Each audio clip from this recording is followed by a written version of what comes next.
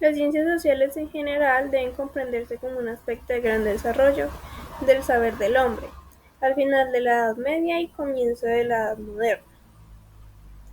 Siglos antes del inicio de la era cristiana, los griegos se preocuparon por un concepto clave para la ciencia, el de la demostración, es decir, que podamos verificar mediante pruebas rigurosas la consistencia de una tesis. Ludovico Geymonat dijo que la ciencia empieza con la indagación de lo asombroso, es decir, con una actividad activa de sondeo de aquello que aparece como no transparente, ya que la realidad no es transparente y no puede ser captada inmediatamente por los sentidos, y por esto se necesita de la ciencia. Buen día, nuestro grupo está conformado por Luz Adriana García, Jenny Arias, Melissa Jurado y mi persona María Evelyn Gil. ¿Qué acciones se llevarán a cabo con el problema económico? La situación vivida en los últimos años tiene actualmente sumido al planeta en un alto nivel de duda e incertidumbre sobre si habrá resurrección de esquemas pasados de organización. Por lo tanto, es importante que la ciudadanía comprenda qué es el problema económico, ya que a veces lo perdemos de vista y es bueno que alguien explique que eh, esta interrogante con claridad, como también sostener el crecimiento económico y cómo disminuir el desempleo, ya que el crecimiento económico se logra mediante la venta exitosa de productos y los niveles bajos de desempleo mediante el desarrollo de productos exitosos. La economía como ciencia. La pregunta de la noche de hoy es ¿qué significa la economía en la vida cotidiana? Pues para mí en un momento en la vida cotidiana sería muy importante y más en estos tiempos que estamos como tan apretados en temas económicos.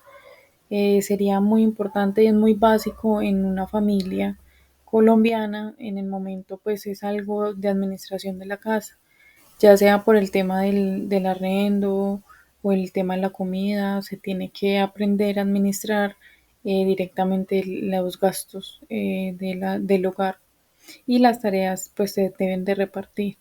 La economía, la verdad, en la vida cotidiana sería muy importante porque pues viviríamos apretados o estaríamos en el momento preocupados por cosas económicas cuando se puede hacer un manejo administrativo de los recursos.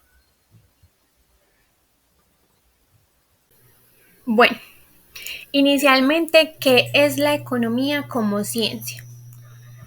La economía viene siendo una ciencia social que estudia cómo las familias, las empresas, los gobiernos organizan todos los recursos que hay disponibles y que suelen ser escasos para satisfacer las diferentes necesidades y así tener un mayor bienestar en todos los aspectos. ¿Cuáles son los agentes económicos que constituyen la economía?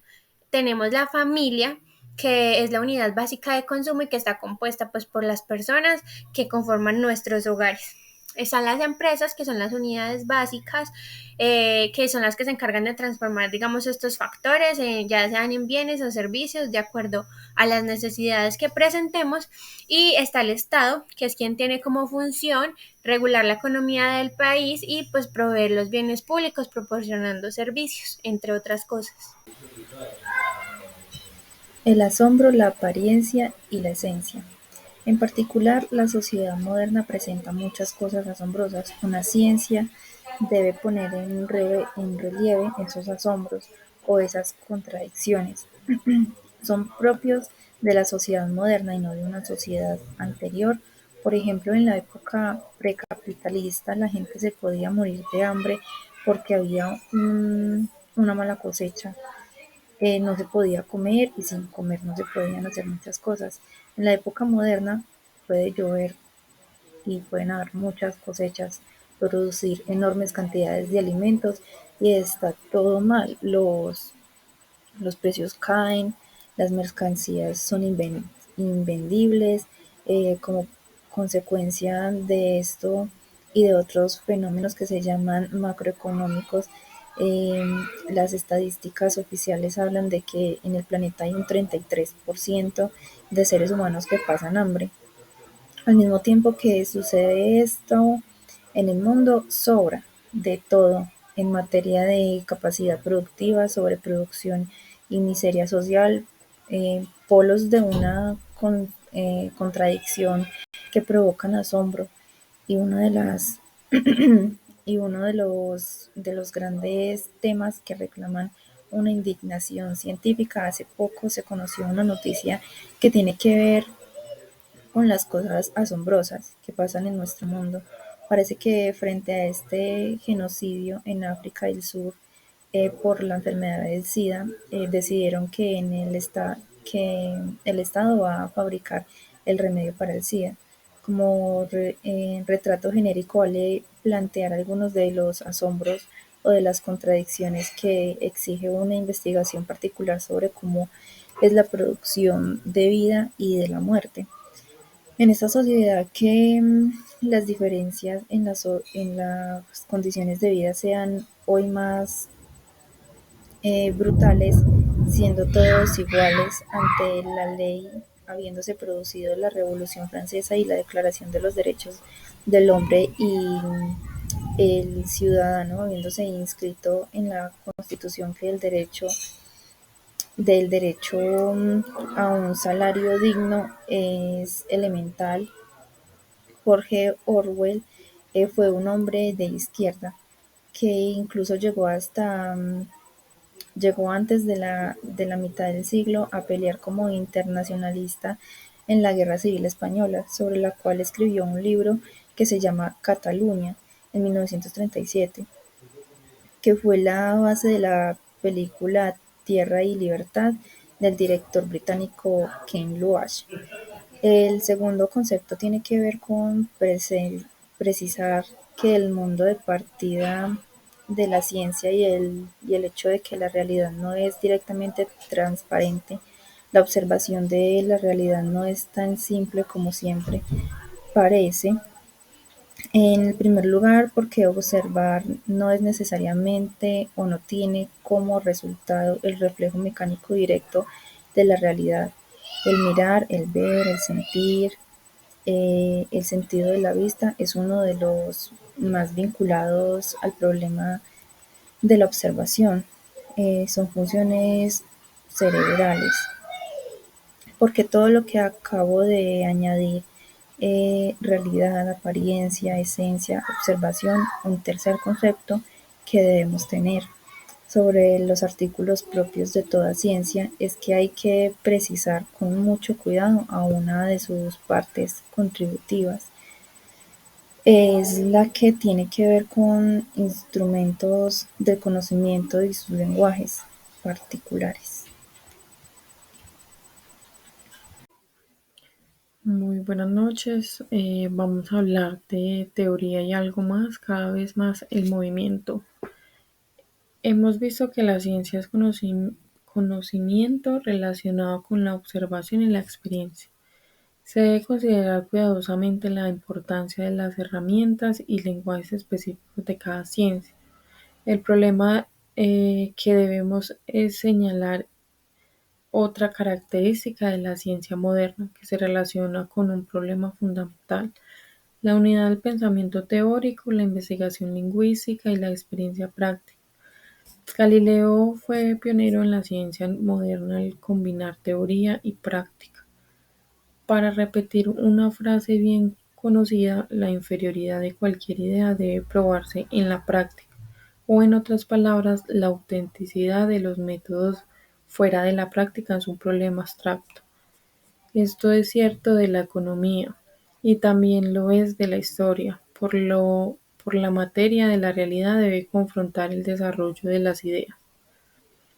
Abstracción es un término que a veces utilizan los abogados. Por ejemplo, si me encuentro con alguien en la esquina de una calle, se me declara culpable de homicidio involuntario, que en términos legales significa no intencional, pero si muere antes de que yo pueda ser juzgado, el juez dirá que la cuestión de la culpabilidad o la inocencia se ha vuelto abstracta porque ya no existe. En este sentido, el razonamiento abstracto no tiene sentido, es solo especulaciones y es inútil. No nos referimos a abstracto cuando hablamos de él como un momento en la dinámica del pensamiento científico. En ciencias como la economía, la abstracción es un recurso clave en los métodos de investigación que pueden dar forma a los hallazgos. Se refiere a otros tipos de abstracción que ya no se ve como cosa ajena a la realidad. Unidad entre la teoría y la práctica del conocimiento científico se aplica a cualquier ciencia, incluida, por supuesto, las ciencias sociales. Se debe dar regularidad el carácter estructurado, sistémico, con el cual todo lo que existe se presenta. Adicional, el pensamiento científico progresa siempre en el sentido de generalizaciones crecientes. La economía política también tiene que ser holística. También la constatación de que la realidad, de que se debe analizar como un todo, es que es ordenada, que debe ser indagada como una mezcla de teoría práctica para comprender las mediaciones que hay entre la apariencia y la ciencia. Hay continuidad pero con rupturas, y hay rupturas pero con continuidad. Ahora les voy a hablar de lo absoluto, relativo, materialismo y especulación. Lo que hablaron mis compañeras anteriormente nos lleva a una octava característica. Los matemáticos creen que la armonía y la belleza de ciertas cosas es muy importante en la ciencia, como la simpleza y la armonía. Hablando en lenguaje matemático, podemos decir que la fórmula de Albert Einstein es de armonía llamativa y de gran simpleza para explicar cosas complejas. En la ciencia no hay verdades absolutas porque todo está en movimiento. Uno de los mitos del marxismo es que el marxista pretende tener la explicación total y absoluta de todo, y pues esto resulta siendo erróneo, ya que el punto de partida del marxismo es el abandono de la pretensión de tener verdades absolutas. Todo esto es dicho por Marx y por Engels cuando estudiaron la sociedad moderna, ya que no hay posibilidad de llegar a verdades absolutas. Ahora, Newton es considerado un monstruo de la ciencia a causa de la ley de la gravedad. Y hay una pequeña relación entre Isaac Newton y la economía. John Maynard Keynes es un economista del siglo XX que compró unos manuscritos de Newton, descubriendo que era un loco total. Era místico, era alquimista, y lo que hizo que Keynes creyera y afirmara que Newton no es uno de los grandes fundadores de la ciencia moderna, sino el último de los grandes magos del pasado. También dijo que era como una especie de ermitaño, no quería verse con nadie, nunca tuvo una mujer, ni tampoco quería publicar lo que escribía. Entonces así se cree que Newton se hizo místico por el abismo que le provocó su propio descubrimiento. Después de Newton vino Einstein, que reveló que la explicación de Newton no permitía entender aspectos decisivos de la realidad. Entonces Einstein hizo que sus formulaciones tengan un alcance más amplio. Y luego de esto pues vendrá otra persona a incorporar a Einstein, a Newton y a los anteriores de Newton para el contexto de una nueva misión superadora. En la ciencia es un avance progresivo por aproximaciones sucesivas a verdades relativas, para la comprensión cada vez más amplia del todo y del mundo que se va transformando y siempre va, de alguna manera, delante de nosotros. Ahora les voy a hablar de la novena característica llamada el carácter materialista de la ciencia. Marx planteó que es la vida la que determina el pensamiento y no el pensamiento a la vida, como también dice que la existencia determina la conciencia y no la conciencia a la existencia. Una verdad absoluta sería algo eterno y no hay nada eterno y universal, así que no puede haber cosas absolutas. Ahora sigo con esta décima propiedad, que sería la clave de toda ciencia que se vincula con su capacidad de predecir, pues ya que toda ciencia tiene que ser predictiva y tiene que ilustrar el desarrollo de sistemas y procesos, estudiando las regularidades y las leyes que le son propias. Las leyes permiten predecir, y esto vale para cualquier ciencia. Si la economía del mundo moderno que analizó, criticó y relaboró Marx nos sirviera para predecir ciertas cosas que pasan, no sería ciencia. Ya para terminar, puedo decir que ningún científico dejó de tener limitaciones en sus planteamientos, y la esencia de un planteamiento es correcta cuando hay algo fundamental en él y no algo marginalmente equivocado. Bueno, la ciencia como economía y la ciencia social. ¿Qué sería la economía como una ciencia y qué características del pensamiento científico debe tener la economía si pretende ser rigurosa? Vamos a ver la ciencia entonces como una economía. ¿Esto qué quiere decir? Que hay que ser específico en la economía como una disciplina como tal. Para ello debemos situar el surgimiento de la economía como una ciencia particular en el campo de la fundación de una sociología moderna, de una sociedad moderna. Engels dice que Marx es el Darwin de la teoría social. Entonces hablemos un poco sobre quién era Karl Marx y quién era Engels. Karl, él fue un filósofo, economista, sociólogo, un periodista, un intelectual y un político comunista alemán que era de origen judío. Y Friedrich Engels también era un filósofo, era un sociólogo, un antropólogo, un historiador y también era alemán. Hablemos un poco acerca sobre la teoría marxista.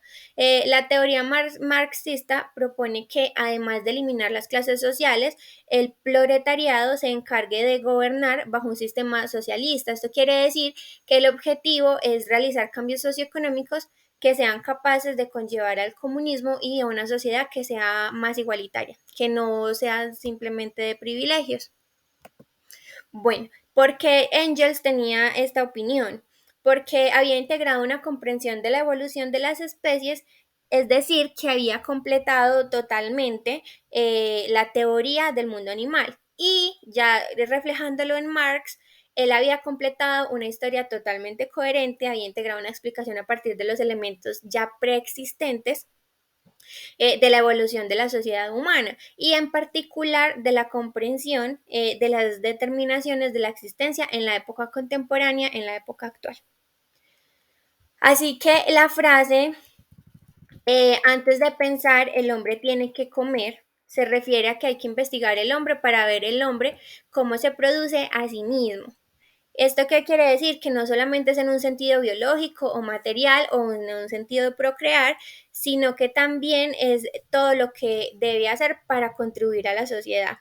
El hombre es lo que el mundo de los hombres construye y exterioriza siempre. Es comprender cómo se produce socialmente, es como es decir, que no hay nada que pueda ser explicado a partir de la materialidad. ¿Qué quiere decir? Que no hablamos solamente del enfoque netamente económico y del humano o de lo parcial o de lo fragmentado. No, también tenemos, por el contrario, es un abordaje en plenitud y que abarca totalmente al hombre tal cual es. El principio es analizar las cosas no yendo del cielo a la tierra, sino de la tierra al cielo. ¿A qué nos referimos con eso? A lo que tenemos acá. No es el principio de la sociología científica a partir de un hombre predicado, idealizado, representado, que siempre se haya tenido, sino de un hombre real, de un hombre que día a día se construye en cuanto a bases de la sociedad.